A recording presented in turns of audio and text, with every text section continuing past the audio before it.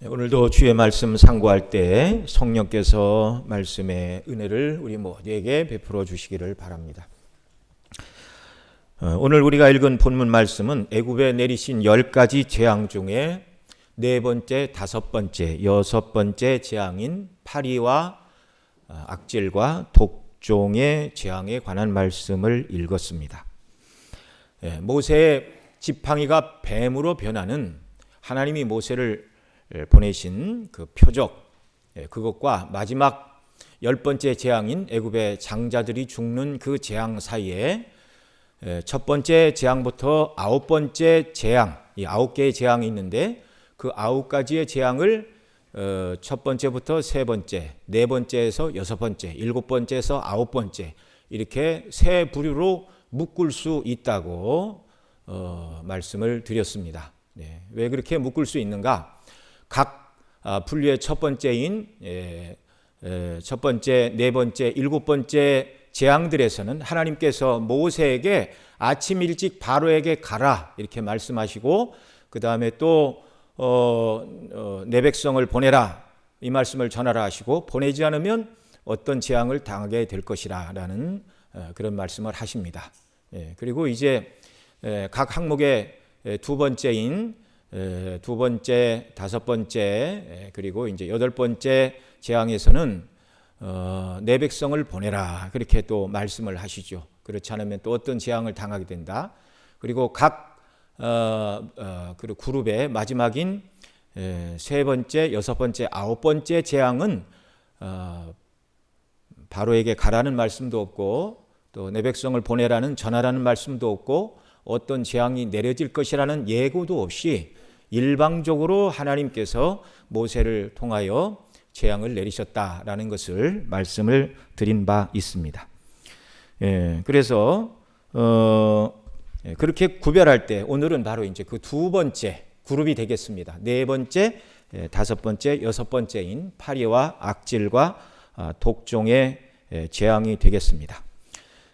이 10가지 재앙들은 몇 가지 목적이 있다고 말씀을 드렸는데요. 첫째로는 이 10가지 재앙을 하나님께서 애굽에 내리심을 통하여 애굽 사람들이 신으로 섬기던 모든 신들은 참 신이 아니요 이름뿐이요 헛된 우상에 불과하다라는 것을 드러내는 그런 사건이고 오직 이스라엘 하나님 여호와 하나님께서 이스라엘 백성을 택하신 여호와 하나님만 참된 하나님, 참된 창조와 통치와 구원과 심판의 하나님이심을 드러내는 성격을 가지고 있다. 그런 말씀을 드렸습니다. 그래서 오늘 우리가 살펴볼 악질, 파리와 악질과 독종의 재앙을 통해서도 애굽 사람들이 섬기는 신들이 아무것도 아님을 또한 1차적으로 보여주시고 있습니다. 먼저 8장 20절로 31절에서 하나님께서 모세를 통하여 바로가 그 백성 이스라엘 백성 내보내기를 거절하자 파리의 재앙을 보내셨는데요. 이 파리 역시 애굽 사람들이 신으로 섬기던 것들 중에 하나였습니다. 구약 이스라엘 시대에도 바알세불이라는 말이 있었죠. 바알이라는 말은 우상 중에 우두머리, 왕 그런 뜻입니다. 세불이라는 말이 파리라는 뜻인데 바알세불 그러면 파리의 왕 또는 파리를 귀신으로 섬겼으니 귀신의 왕이라는 그런 뜻입니다. 그래서 예수님께서 귀신 들린 사람을 고쳐주시사 주실 때 그것을 시기하던 바리새인들이 뭐라고 그랬습니까? 저가 귀신의 왕 바알세불이 집혀서 귀신을 쫓아낸다. 이렇게 입에 담지 못할 그런 험한 말로 예수님을 모독을 했습니다. 예수님이 그때 자기 가정이 싸우고 나라가 싸우면 어떻게 서겠느냐 여러 번 그 말씀을 드렸죠. 그러니까 애굽은 물론 예수님 당시 이스라엘 땅까지 넓은 지역에 걸쳐 파리를 신으로 숭배했다는 것을 우리가 어렵지 않게 알 수가 있습니다. 뿐만 아니라 애굽의 신들 중에 우아치트란 그런 신의 형상이 있는데요. 파리의 신으로서 파리의 모양으로 형상을 만들고 숭배를 했습니다. 왜 그랬는지 모르지만 그들은 파리가 자신들의 운명을 지배하는 신이라는 그런 관념을 가지고 있었습니다. 뭐 자유롭게 날아다녀서 그랬는지 정확한 내용은 우리가 이 시대에는 잘 알기를 어렵죠. 그런데 자기들이 신으로 숭배했던 그 파리들이 무수하게 그 파리떼를 하나님이 보내시니 이 파리들이 자기들을 공격합니다. 여러분 그 여름에 이제 도시 생활에서는 파리, 모기 이런 걸 잘 경험할 수 없지만 여성들이 이렇게 도시 생활을 하다가 전원 생활하러 농촌이나 시골이나 산촌으로 가자 그러면 이렇게 좋겠습니다. 그리고 가봤다가 며칠 살고 돌아오는 이유 중에 하나가 모기, 파리, 날벌레 이런 것들. 한번 물려보고 뜯겨봐야 그 실상이 얼마나 심각한지 알게 되죠. 여러분 저 간혹 TV에서 아프리카 이런 모습들 보여주면 그냥 아이들이 기운이 없어서 쭉 처져 있는데 그냥 온통 얼굴에 파리들이 다 붙어 있습니다. 그 아이들이 먹지를 못해서 파리 쫓을 기운도 없어요. 근데 기운이 쌩쌩한 사람들에게 파리가 붙는다고 생각을 해보십시오. 여러분 파리는요 바로의 종과 바로왕을 구분하지 않습니다. 그런 거 몰라요. 만약에 정말 하나님께서 이스라엘 백성 중에 훌륭한 튼튼한 장정들을 군사훈련을 시켜라 말씀하시고 무기를 주고 애굽의 궁으로 들어가라 만약에 그렇게 하셨다면 바로가 얼마든지 막아냈을 것입니다. 훨씬 많은 군사력과 훨씬 많은 무기로. 그런데 하나님께서 파리를 동원하시니 어쩔 수가 없는 거예요. 파리가 저 사람은 바로 오니까 가서 붙으면 안 되겠다. 지존하신 바로 얼굴에 붙으면 안 되겠다. 파리가 가려서 붙습니까? 무수한 파리가 모든 사람들에게 달라붙습니다. 한두 마리가 아닙니다. 쫓아도 되지 않습니다. 이 파리가 사람이 휘둘러는 손에 맞으면 죽겠구나 싶어서 안 가는 게 아니에요. 잡아서 죽어도 계속 붙는 것입니다. 이것을 통하여 하나님께서는 애굽 사람들이 섬기던 파리가 신이 아니요 하나님의 명령에 따라 움직이는 피조물에 불과하다는 것, 그들이 신으로 섬기는 파리가 하나님의 명령에 따라 움직이는 피조물이라는 것. 여러분 참 신기하지 않습니까? 하나님께서 명령하시면 파리도 순종한다는 사실입니다. 하나님은 애굽 사람들이 신으로 섬기던 신들이 아무것도 아닐 뿐더러 도리어 하나님께서 명령하시면 그들을 고통스럽게 하는 해충에 불과하다는 사실을 명백하게 드러내 주셨습니다. 얼마나 고통을 받았던가. 바로가 모세와 아론을 불러서 말하죠. 너희는 이 땅에서 너희 하나님께 희생을 드리라. 이렇게 말하였습니다. 그러나 애굽 땅에 거하며 하나님께 희생을 드리는 것은 하나님의 원하시는 바가 아니었습니다. 그래서 모세가 거절을 하죠. 그러자 또 바로가 말합니다. 파리가 물러가게 하면 너희를 보낼 것이니 광야에서 희생을 드리되 멀리는 가지 마라. 모세가 기도하자 다음날 파리가 물러갔습니다. 그런데 바로는 마음을 강팍하게 하고 백성을 내보내지 않았습니다. 그러자 우리가 읽은 9장 1절로 이제 또 7절, 8절 말씀까지 보면 하나님께서 다른 재앙을 또 예고를 하시죠. 바로에게 모세를 보내셔서 다섯 번째 재앙을 예고하십니다. 이 백성을 보내지 않으면 여호와의 손이 들에 있는 내 생축, 살아있는 가축, 곧 말과 나귀와 약대와 우양에게 더하리니 심한 악질이 있을 것이라. 이 악질을 개역 개정에서는 돌림병으로 번역을 했습니다. 전염병이죠. 악질, 곧 돌림병은 가축들에게만 해를 끼치는 전염병이었습니다.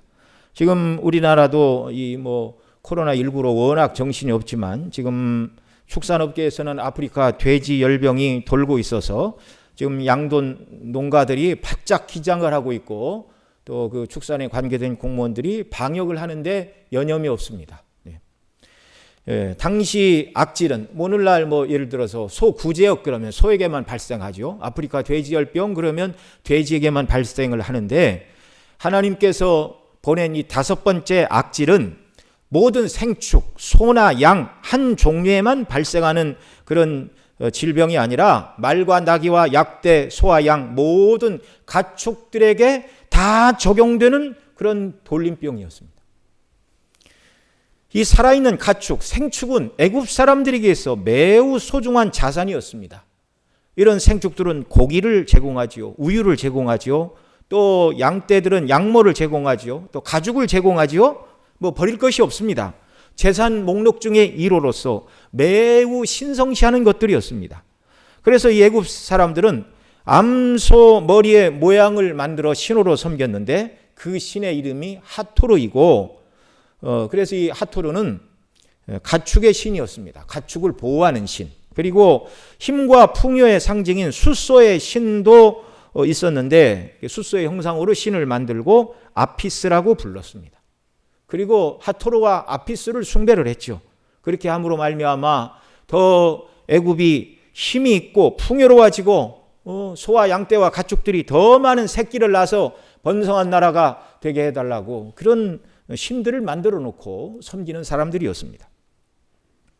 그런데 악질이 발생하여 자신들에게 너무나 귀중한 재산 목록 1호로 생각했던 그 모든 것들, 그것들을 지키기 위하여 암소와 숫소의 형상을 만들고 신으로 섬겼는데 그 살아있는 가축들에게 악질이 발생하여 애지중지하던 생축들이 죽어 넘어가고 있습니다.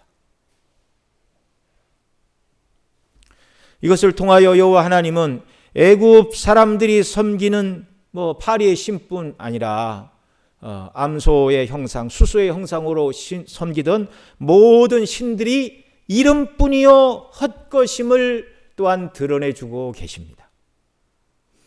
그리고 9장 8절 이하에서 이제 6번째 독종의 재앙을 하나님께서 아무런 예고도 없이 전하라는 말씀도 없이 일방적으로 모세를 통하여 이 재앙을 실행하라 말씀하시죠.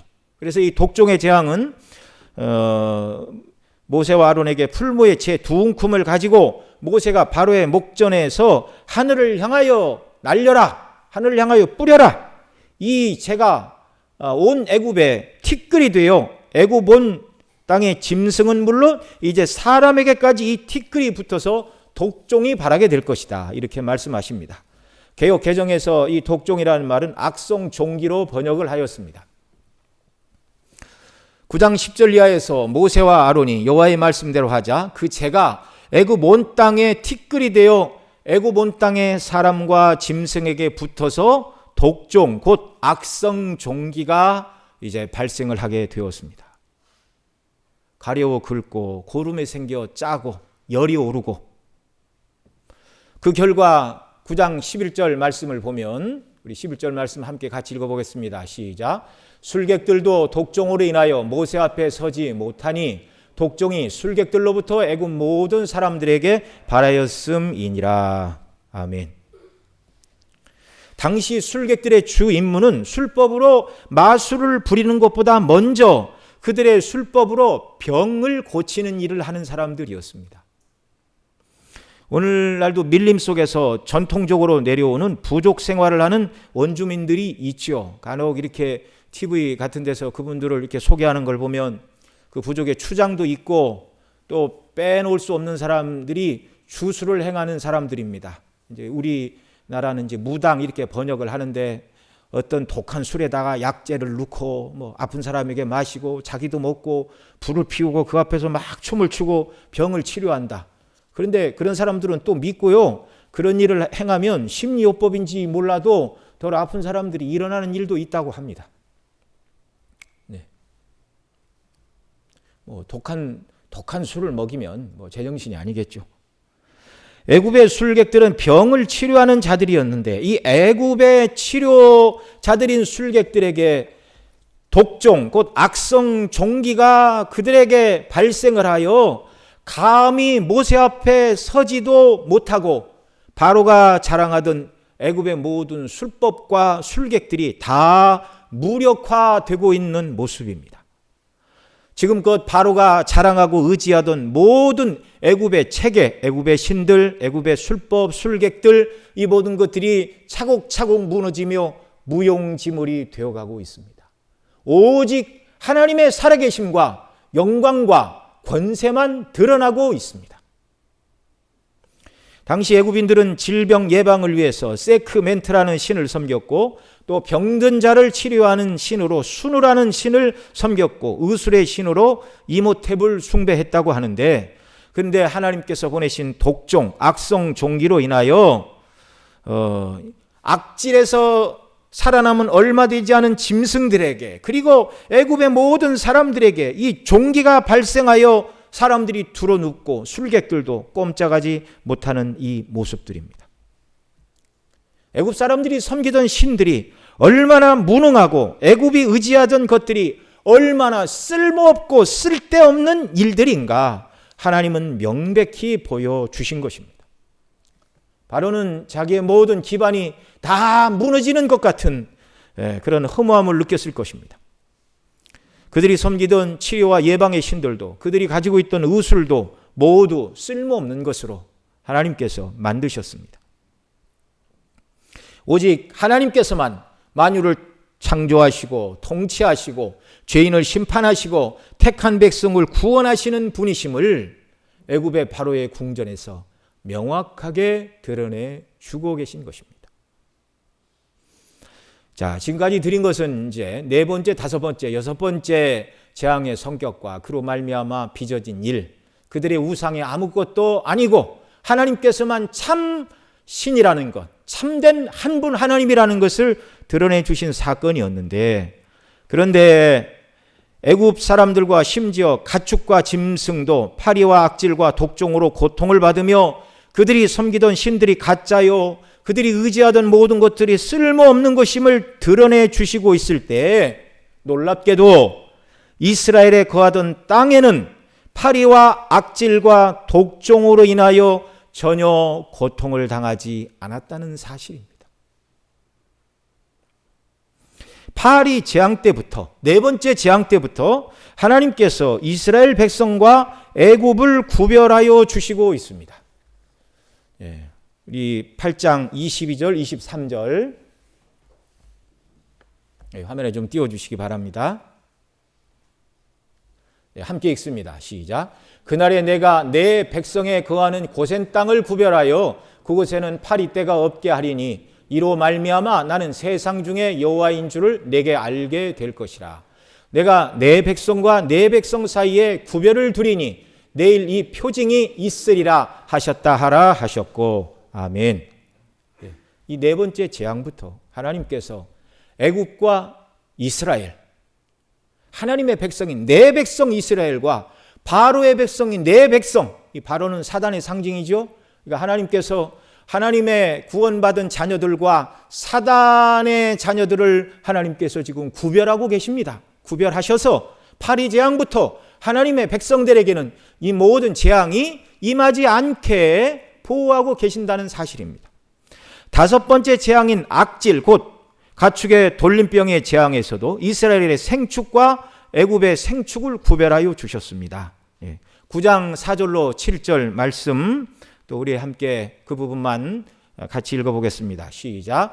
여호와가 이스라엘의 생축과 애굽의 생축을 구별하리니 이스라엘 자손에 속한 것은 하나도 죽지 아니하리라 하셨다 하라 하시고, 여호와께서 기한을 정하여 가라사대 여호와가 내일 이 땅에서 이 일을 행하리라 하시더니 이튿날에 여호와께서 이 일을 행하시니 애굽의 모든 생축은 죽었으나 이스라엘 자손의 생축은 하나도 죽지 아니한지라. 7절.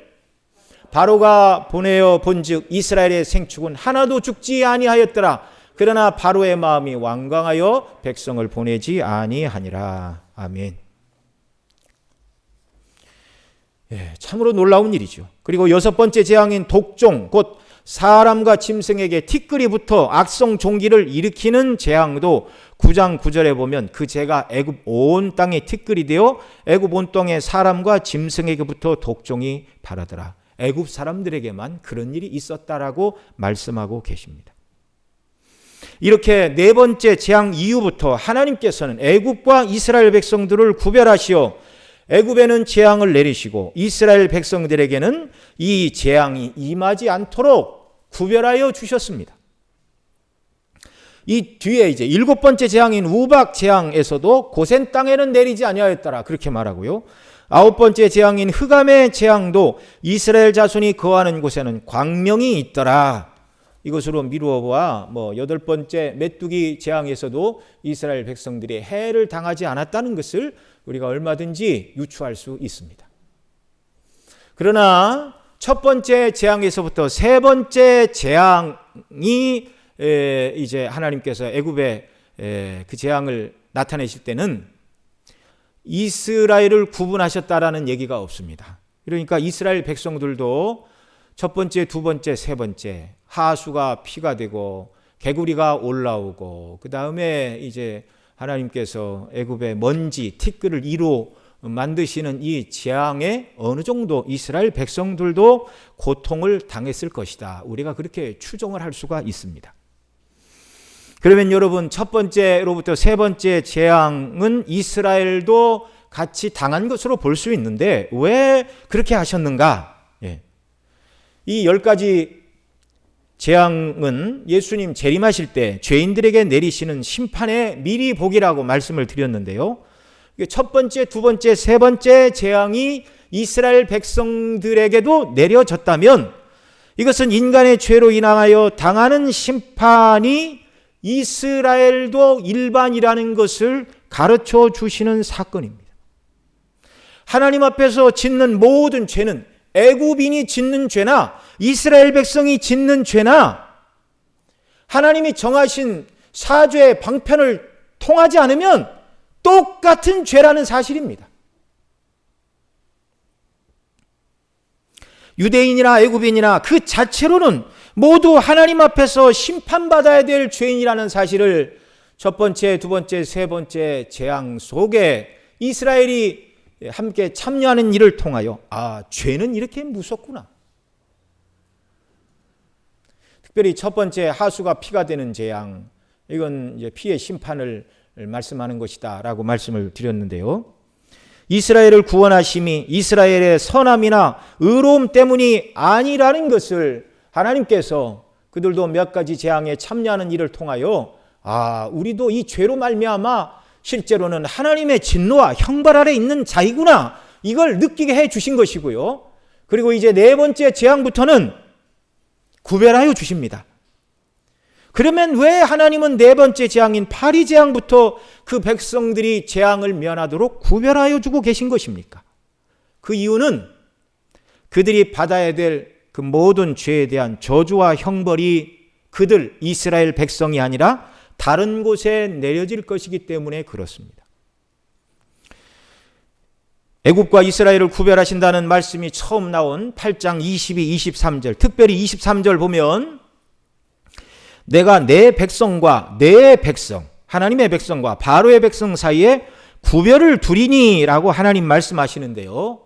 이렇게 하나님은 모든 인류를 내 백성과 바로의 백성, 바로는 사단을 상징한다고 그랬죠.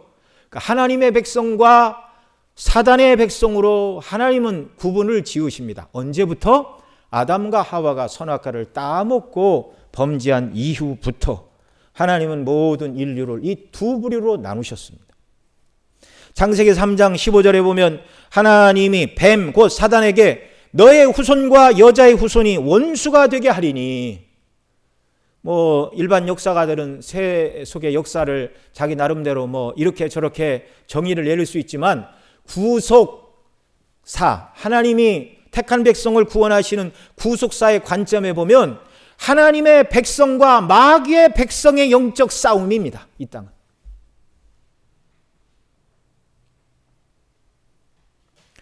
범죄 후의 모든 인생은 둘 중에 하나, 여자의 후손 곧 그리스도에게 속한 자와 뱀의 후손 사단에게 속한 자로 나누어질 뿐이라는 말이죠. 여러분, 이 구별은요, 하나님께서 사람들을 가만히 지켜보시다가 사람들이 행하는 행동을 보고 그래, 10사람 중에 너는 좀 낫구나, 너는 100사람 중에 훨씬 착하구나, 의롭구나, 마음 씀씀이가 괜찮구나, 이걸 보시고 하나님이 사람들 중에 구별하신 것이 아닙니다. 사도 바울은 에베소서 1장에서 창세전에 그리스도 안에서 우리를 예정하사, 오직 그리스도 안에서 일방적으로 구별하신 은혜입니다. 오늘 본문 출애굽기 8장 23절에 사용된 하나님께서 내 백성과 내 백성 사이를 구별하리라 라고 말씀하신 이 구별이라는 단어는 히브리어로 페두트라는 단어인데, 오늘 본문을 통하여 구약 성경에서 4번 사용되었습니다. 이 본문 말고 그 다음에 등장하는 데가 시편 111편 9절인데요. 같이 읽겠습니다. 시작. 여호와께서 그 백성에게 구속을 베푸시며 그 언약을 영원히 세우셨으니 그 이름이 거룩하시고 지존하시도다. 여기 그 백성에게 구속을 베푸시며 라고 말씀하시는 구속이라는 말이 오늘 본문 8장 23절에 사용된 구별이라는 단어입니다. 똑같은 단어입니다. 그 다음 시편 130편 7절 같이 읽습니다. 이스라엘아 여호와를 바랄지어다. 여호와께서는 인자하심과 풍성한 구속이 있음이라. 여기 풍성한 구속이라고 말할 때 역시 이 구속이라는 단어가 출애굽기 8장 23절에 사용된 페투드라는 또 동일한 단어입니다.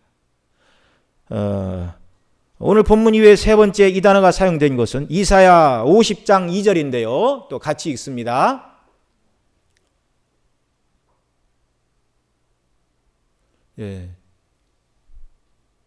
이사야 50장 너무 기네요. 제가 앞부분만 읽어드릴게요. 내 손이 짧아 어찌 구속하지 못하겠느냐, 내게 어찌 건질 능력이 없겠느냐 말씀하시는 내 손이 어찌 짧아 구속하지 못하겠느냐. 저기 여러분 화면에 보면 두 번째 마지막 줄부터 세 번째 줄에 기록되어 있습니다. 구속하지 못하겠느냐. 여기 구속이라는 단어.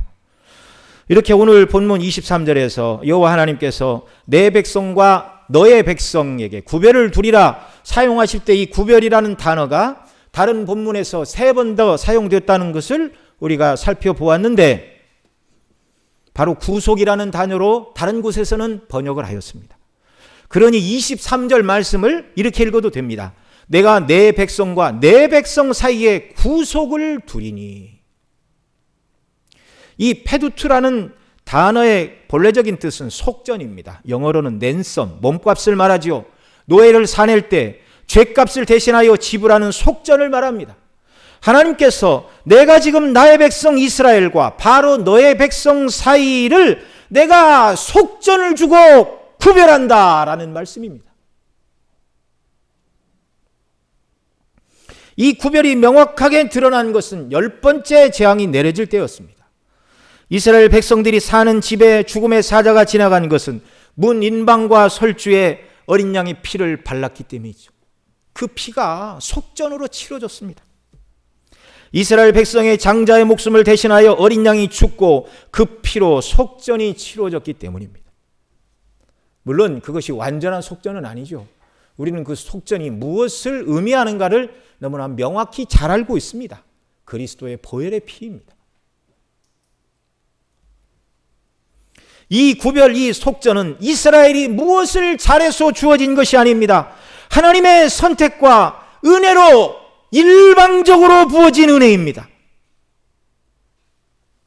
오늘 저와 여러분이 구원을 받는 것도 절대로 저와 여러분 중에 누가 구원받지 못하는 세상 사람들에 비해서 더 의롭고 착하고 성실하고 인간다워서 구원받는 것이 아니라는 것을 알아야 됩니다. 만약에 그런 요인이 내게 있다면 나를 자랑할 것밖에 없어요. 내가 선해서 의로워서 잘해서 구원받았으니 하나님 앞에 감사할 것도 없습니다. 그런데 이 구원은 하나님께서 베푸신 속전, 일방적인 구별을 통하여 우리에게 주어졌으니 자랑할 것은 하나님의 은혜밖에 없는 것입니다. 아니, 우리가 세상 사람보다 더 악하고 의롭지 못하고 설령 더 많은 죄를 짓는다 할지라도 우리가 구원함을 받는 것은 왜 불의한 사람을 구원하십니까? 라고 사단마저도 말할 수가 없어요.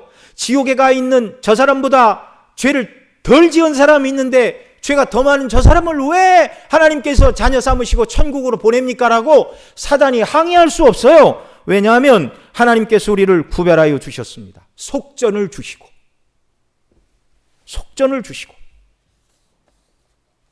우리의 죄값에 넘치는 죄값을 하나님이 다 받아내시고 그리스도에게서 받아내시고 우리를 구원하신 구원입니다. 여러분, 정말 이것은 우리 머리로 이해할 수 없는 신비입니다.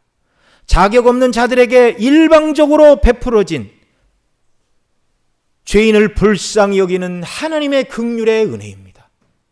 저와 여러분이 이 은혜를 입었습니다. 왜 우리보다 인간적으로 훨씬 더 착하고 정이 많고 선을 행하는 사람이 많음에도 불구하고 그런 사람이 아니라 왜 우리를 하나님이 택하고 구별하시고 부르셨는지 이유를 알 수가 없습니다. 간혹 어떤 사람들은 그 이유를 알 때까지 믿을 수 없고 믿지 않겠다 고집을 피우는 분들이 있는데 어리석은 일입니다. 왜 하나님이 이런 구별을 통하여 죄인된 저와 여러분을 구원하셨는지 그 이유를 성경에서는 설명하지 않습니다. 나중에 우리가 하나님 앞에 섰을 때 알아봐야 되겠죠. 무슨 이유 때문에 더 같은 죄인을 구원하셨습니까? 우리를 불쌍히 여기신 하나님의 일방적인 은혜입니다. 이 선택의 신비를 사도 바울은 로마서 9장 10절로 18절 이하에서 이렇게 말합니다. 제가 쭉 읽어드립니다. 같이 읽겠습니다. 이뿐 아니라 우리가 또한 리브가가 우리 조상 이삭 한 사람으로 말미암아 잉태하였는데 그 자식들이 아직 나지도 아니하고 무슨 선이나 악을 행하지 아니한 때에 택하심을 따라되는 하나님의 뜻이 행위로 말미암지 않고 오직 부르시는 이에게로 말미암아 서게 하려 하사. 거기까지만 우선 보는데요. 여기서 명확하게 하나님은 하나님의 선택은 아직 야곱과 에사가 태어나기 전에 그들이 태어나 무슨 선과 악을 행하기 전에 하나님의 선택은 인간의 어떤 행위를 근거로 하는 선택이 아니었다라는 말입니다. 선택의 주체는 하나님이시고 선택의 이유는 하나님의 기뻐하심을 따라 당신의 백성과 자녀로 부르시는 하나님의 주권의 문제라는 것입니다. 그 다음 로마서 9장 조금 넘겨서요 16절 읽습니다. 같이 읽습니다. 그러나 원하는 자로 말미암음도 아니요 다른 박질하는 자로 말미암음도 아니요 오직 긍휼히 여기시는 하나님으로 말미암음이니라. 아멘. 하나님의 선택과 구원은 사람의 노력과 행위와 전혀 상관없다는 말씀을 여기 다시 하고 있습니다. 그런즉 원하는 자로 말미암음도 아니요 다른 박질하는 자로 말미암음도 아니다. 하나님 저는 선택받고 싶어요. 하나님 저는 구원받고 싶어요. 그렇게 원한다고 해서 되는 일도 아니고 그 일을 위해서 내가 이렇게 열심히 의를 행하고 착한 일을 행하니 이게 다른 박질이죠. 나를 구원해 주세요. 이것에 근거한 것도 아니고 오직 긍휼히 여기시는 하나님으로 말미암느니라 이렇게 말합니다. 그 다음 17절 18절 읽습니다. 성경이 바로에게 이르시되 내가 이 일을 위하여 너를 세웠으니 곧 너로 말미암아 내 능력을 보이고 내 이름을 온 땅에 전파되게 하려 함이로라 하셨으니 그런즉 하나님께서 하시고자 하는 자를 긍휼히 여기시고 하시고자 하는 자를 강팍히 하시니라. 여기 18절에 말하는 하시고자 하는 자를 강팍히 여긴다는 말은 17절에 있는 바로에게 해당되는 말입니다. 내가 이 일을 위하여 너를 세웠으니 곧 너로 말미암아 내 능력을 보이고 오늘 우리가 본문에 읽은 대로 계속 바로가 거절을 합니다. 근데 이게 하나님께서 거절하라고 시킨 것이 아니라 그의 마음에 은혜를 주시지 않고 내버려 두신 거예요. 이게 강팍하게 한다는 말입니다. 은혜를 주시지 않으니 죄인은 계속 하나님을 거스립니다. 그런데 하나님께서 구별하시고 은혜를 주시는 백성들은 복음의 말씀에 귀를 기울이고 구원의 길로 나오게 되는 것이죠. 바로와 애굽 백성에게 하나님께서는 오늘 본문 8장 23절에 말하는 구별 구속을 베푸시지 않으시고 이스라엘 백성들에게만 오늘 예수님 믿어 구원 얻도록 저와 여러분에게만 구속을 베풀어 주셨습니다. 구별하여 주셨습니다. 애굽에 내려지는 모든 재앙은 마지막 재앙의 미리 복이라고 말씀을 드렸는데요.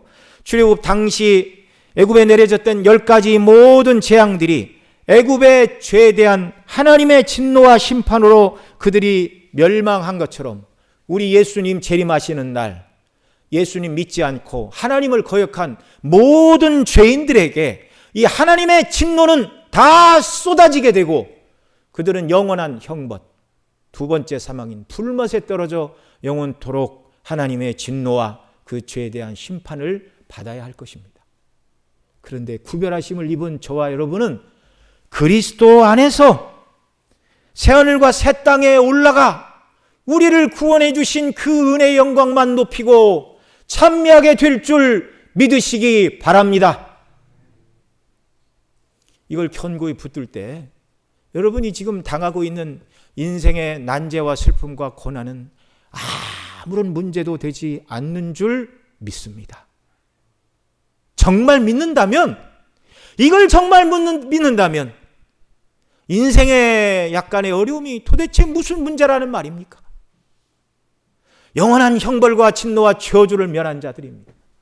하나님의 한량없는 은혜와 복락만 영원토록 저와 여러분 모두에게 값없이 그리스도 안에서 주어질 것입니다. 이미 이런 은혜를 우리가 영적으로 누리고 받고 있습니다.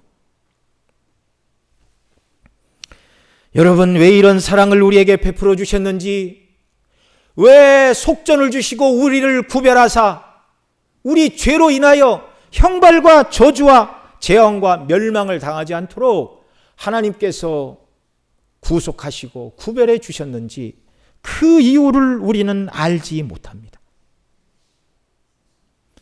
그러나 그 이유를 알지 못해도 하나님의 자녀와 백성으로 구별함을 받은 저와 여러분이 그리스도 안에서 구속함을 받은 자로서 힘써 해야 할 일이 있습니다.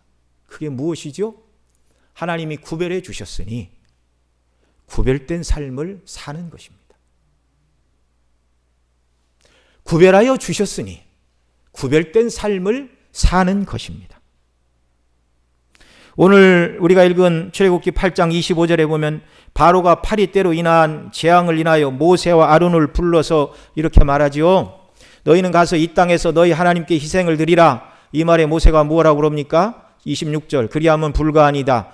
우리의 하나님께 희생을 드리는 이런 애굽 사람이 미워하는 바이온즉 만일 우리가 애굽 사람이 목전에서 희생을 드리면 그것을 미워하여 우리를 돌로 치지 아니하리까. 앞서 말씀드린 대로 애굽 사람들은 가축을 신으로 여겼는데 그것을 잡아 피를 흘리고 각을 두고 번제물로 살아서 제사를 드리면 애굽인들은 가만히 이거 눈 뜨고 볼 수가 없죠. 네. 그런 종교적인 충돌, 신앙적인 충돌뿐만 아니라 더 분명한 이유는 바로가 이 땅에서 너희는 하나님께 희생을 드리라 말하지만 그러나 하나님의 뜻은 이 땅이 아니라 애굽을 나가는 것이었습니다. 이 땅에서 희생을 드리라는 말은요, 쉽게 얘기하면 그렇습니다. 희생을 드리게 되는 안식일에는 너희가 모여서 예배하고 희생을 드려도 되지만 나머지 6일은 이 땅에서 애굽 백성과 똑같은 모습으로 우리의 종살이하며 애굽의 가치관과 삶의 방식과 원리를 붙들고 살면 되지 않겠느냐 그 말이죠. 너희가 하나님의 백성으로서 안식일에 한 번씩 희생을 드리면 되지만 나머지 6일은 우리와 똑같은 삶의 목적으로 여기에서 우리와 더불어 살자 이 말입니다. 참 달콤한 말처럼 들리죠. 마귀의 유혹입니다. 이 말에 모세는 단호히 대답하죠. 그리함은 불가하니이다. 불가하니이다. 가축을 잡는 것을 애굽 사람들이 싫어하는 것뿐만 아니라 더 근본적인 이유, 우리가 우리 하나님께 희생을 드리되 우리에게 명하시는 대로 하리이다. 애굽이 아닙니다. 그들은 죄악된 애굽을 떠나 우상 숭배가 가득한 애굽 사람들의 삶의 방식과 원리를 떠나서 하나님의 율법에 따라 살아야 하며 하나님의 영광을 높이는 방식으로 예배하는 가나안 땅으로 들어가 하나님의 백성답게 살아야 했기 때문입니다. 오늘 저와 여러분도 마찬가지입니다. 왜 하나님께서 우리를 마귀의 백성의 자리에서 내버려 두지 않으시고 하나님께서 나의 백성, 나의 자녀 그리스도 안에서 구속하시고 구별하여 주시고 영원한 지옥 형벌이 아니라 영원한 천국 백성으로 삼아주신 이유, 우리 지혜와 지식으로 알 수는 없지만 그러나 그리스도의 존귀하신 피로 구속함을 받아 하나님의 백성과 자녀로 구원함을 받은 저와 여러분들, 우리가 주일에 교회로 모여 하나님을 예배하는 이유가 무엇입니까? 구별된 백성으로 하나님께 예배하고 영광을 돌리려고. 주일은 말 그대로 주의 날입니다. 내일을 하는 날이 아니라 주님을 예배하고 주의 영광을 위하여 일하는 날. 나머지 6일도 나의 날이 아니라 주일과 똑같은 심정으로 온전한 예배, 삶의 예배로 하나님께 영광을 돌리며 구별된 삶을 살아가는 귀한 역사가 여러분의 삶 속에, 저의 삶 속에 넘쳐나기를 바랍니다. 우리는 썬데이 크리스찬이 아니에요. 주일만 성경책 들고 교회에 오고 나머지 날은 세상 사람들과 똑같은 삶의 방식, 삶의 원리, 삶의 목적으로 살아간다면 존귀한 그리스도의 피로 구속함을 받고 구별함을 받은 모습은 아니라는 것입니다.